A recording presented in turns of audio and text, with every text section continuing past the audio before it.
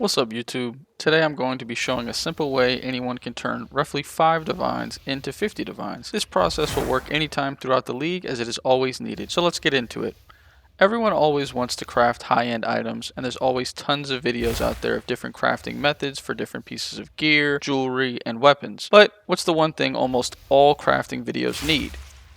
Magic bases. Maybe you're crafting gloves for a warrior and you need +2 melee skills. Maybe you're crafting a +3 spell skills amulet or a high rarity ring. The range is wide and the demand is always there as people always want to start with the magic base. Why is this? Well, the process of turning white bases into blue is very tedious and time consuming as you have to travel to different hideouts, picking up the bases, and sometimes you don't get anything from the bases and maybe you don't get the modifiers you want. However, it's a great method when you are low on currency and can't do higher margin crafts similar to some of my other videos, or maybe you don't want to pay 20 divines for that magic base so you want to get it yourself. Therefore, this video really isn't a niche craft, it's simply an informational video to help beginners get more currency in a simple, easy way and to shed light on this process as many people do not do it. Here are 3 things you need for this: a white base, a perfect orb of transmutation, and either a greater orb of augmentation or a perfect orb of augmentation. I will be using gold amulets in this example, as you can see, as I know there are a bunch of great modifiers that I know will resell, such as +3 to melee skills, projectile skills, spirit, rarity, but you can use whichever you like. So you can use a solar amulet, for example. Maybe you want to do gold rings, unset rings. There's a bunch that you can definitely try, and white bases will all sell, and they're all fairly cheap. The important thing to always note is the item level of the white base you are purchasing. For example, I am doing amulets. So if I go to the PoE2 database website, I can see that the item level determines the modifier tiers you can get. I have a simple video of a PoE2 DB tutorial along with Craft of Exile going into detail about this, so feel free to check that out if you're unfamiliar with these websites.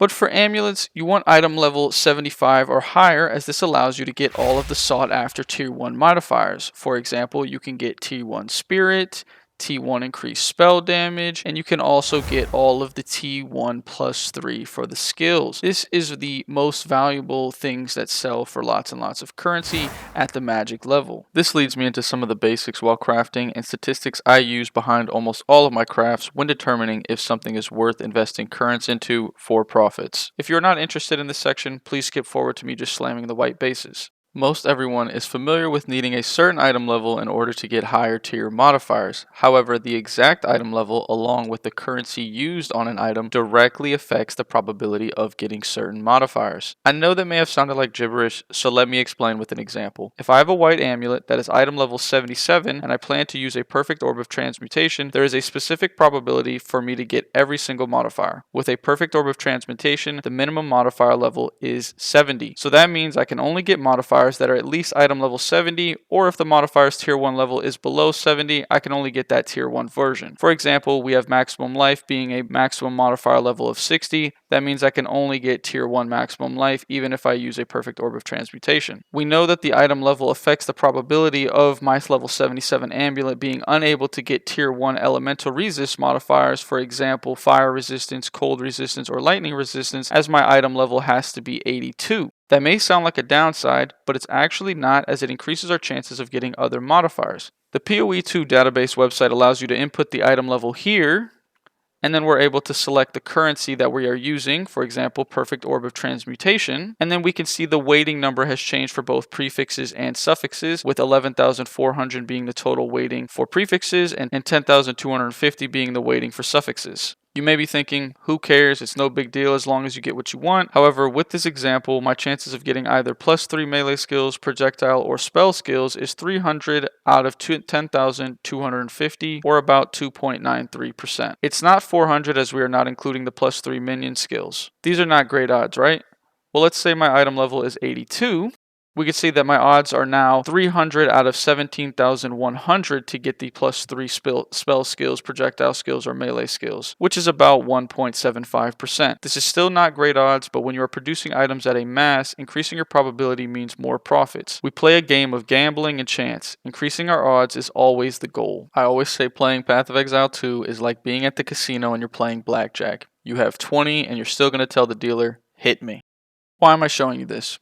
So in this video, I'm going to be slamming 120 gold amulets, roughly. It was about a little less, but we're just going to say 120 is 2 full inventories, so that's what we're going to say that we slammed. If I was to use both a perfect orb of transmutation and augmentation, my odds of getting a good suffix in my eyes, meaning +3 projectile, melee, or spell skills, is 300 out of 10,250, like I already stated. Now, I do want to note that the probabilities of getting a prefix versus a suffix are completely independent of each other. This means that whatever you get on your prefix will not affect whatever you get on your suffix and vice versa. We will call this probability a pass or good. All others are considered a fail or bad. This allows us to use a simple statistical distribution known as binomial distribution. It's basically like flipping a coin, except it's not a 50-50 chance to hit what we want. It's approximately 2.93% for our suffix to hit, so our chances of getting a +3 melee, projectile, or spell skills on 120 rolls is 97.17%. I'll put the math on the screen for you. Remember, this is for an item level 77 amulet. Pretty good odds, right? This is the chances of us getting at least one with these +3 spell, melee, or projectile skills modifier. Now on the other side, we have an item level 82, which is 88.04% to hit at least one or more times for this modifiers. Not as good. Still very high, but it's still not as good. But I will repeat again, this is for our suffix, and our prefix is independent, but you can calculate your chances of getting spirit or increased rarity in the prefix modifiers the same exact way. Now you always need to take into consideration the cost of your crafts. For example, perfect orbs of augmentation are about 8 for 1 divine this league currently while making this video, which is quite expensive. +3 spell skills magic gold amulets sell for a minimum of 40 divines with any prefix. If you get really lucky, some modifier combinations like Spirit with +3 projectiles sell for hundreds of divines even at the magic level. Additionally, you can use greater orbs as they are cheap and basically cost nothing, but they do decrease our chances drastically to get those good modifiers, but it also leads to having more currency to do more rolls, unlike perfect orbs of augmentation. For example, those 8 divines for those perfect orbs of augmentation that you're going to spend for 120 of them, you can roll another 120 just using greater orbs of augmentation because it's much cheaper. This is where time comes into play. It's the most valuable commodity in general, and it ultimately determines how you want to spend it like everything else. This method is very boring, and that's also why it's very profitable because people just don't want to do it. But I do recommend it for beginners, especially if you only have like 5 divines, so the greater orb of augmentation will be the better route to go. Here's the chances of you hitting at least one for those suffix modifiers using a greater orb of augmentation, and I'll show those on the screen now. I do this sort of cost analysis for all of my crafts, including my previous videos regarding magic sapphires and jewel crafts, but I've not included it as it just doesn't seem that it should make the cut, as I don't think people will really care, and I can go much deeper in all of my processes, but I wanted to keep it concise for this video. If you like this part of the video, feel free to leave a comment letting me know so I can continue to include it moving forward. The intention is to provide you guys as viewers more comfort when spending your currency on crafting methods so that you will make more guaranteed profits, as I know a lot of you can be afraid when spending your currency as it takes a lot of your time. But let's get back into the meat of the video. So this is me purchasing a bunch of white gold amulets with item levels between 75 and 78, as this gives us the highest probability for those sought after tier 1 modifiers. I picked these gold amulets up pretty cheap, but just be expecting some inflation once this video releases for these. I did pick up a few above item level 78 because people were selling multiple, and it was just for my own convenience.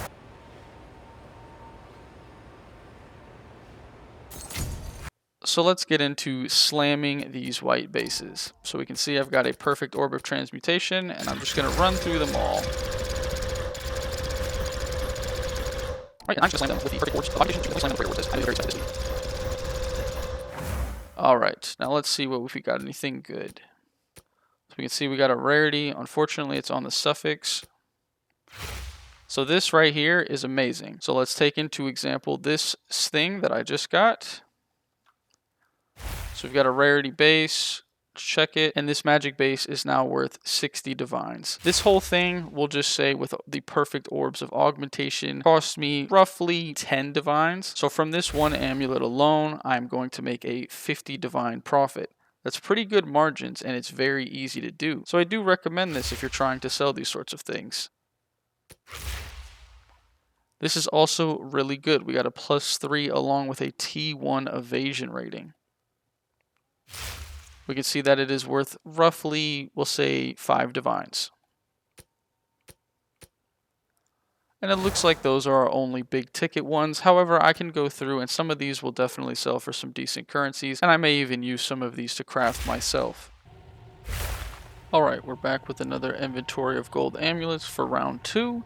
This time I'm going to be using a greater orb of augmentation. And now the only thing that this does is it lowers my chances of getting those plus spell skills or plus T1 spirits. However, I'm still only able to get plus 3 spell skills if I use a greater orb. I cannot get plus 2 or plus 1. So it's still very, very good, especially during this league, as this league perfect orbs of augmentation I think are like 1 div is about 7 of them. So they're super, super expensive. So we're just going to run through it using the greater orbs this time, which is what I do recommend for the majority of players. Right.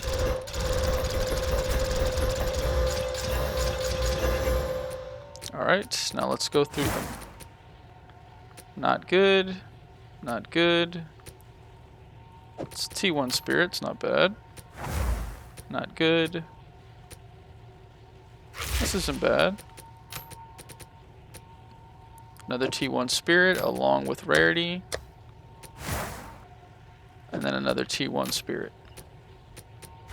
Another T1 spirit. Okay, so we got 1, 2, 3, 4. So we have 4 T1 spirits. So let's just look at the T1 spirits.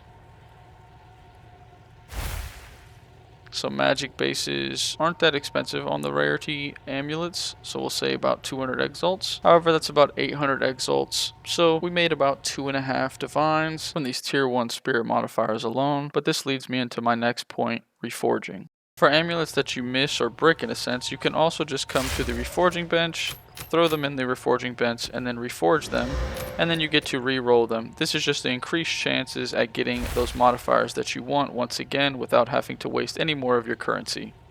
Another important note is to make is that you can use an Orb of Annulment and spam Orb of Annulments on your magic bases.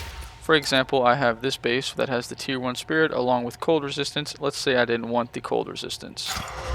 I have a 50-50 chance of removing it, but you can just keep removing it until you get the modifiers you want. For example, I just got spell skills. This is really useful when orbs of annulment are really cheap early in the league. For example, earlier in the league, 1 divine could get you about 30 orbs of annulment, so this was very profitable to do it this way, as well as it is super strong if you decide to do this on exceptional bases, as there's just not as many exceptional bases out there, so the orb of annulment spam is really good. While we are heading out here, here is my sales history of the amulets that I got in this video. I'm not including the low level sales in my total revenue, but the total revenue was 85 divines. I wanted to be very conservative in my calculations, so I calculated it as if I had bought 120 gold amulets, making my cost much higher than what it actually was. Gold amulets were roughly 15 exalted per, 1 div for all of the perfected orbs of transmutation. This isn't actual, but I wanted to overestimate here. 8.5 divines and perfect orbs of augmentation, and it was negligible for the greater orbs of augmentation. Total cost was roughly 16 divines, giving us a total profit of 69 divines. That's pretty much it for the video. Super simple and easy method, and it always works, and there are plenty of other magic bases that sell as well, so don't feel forced to do gold amulets. As always, I hope you learned something. Have fun, stay safe. I'll catch you in the next one.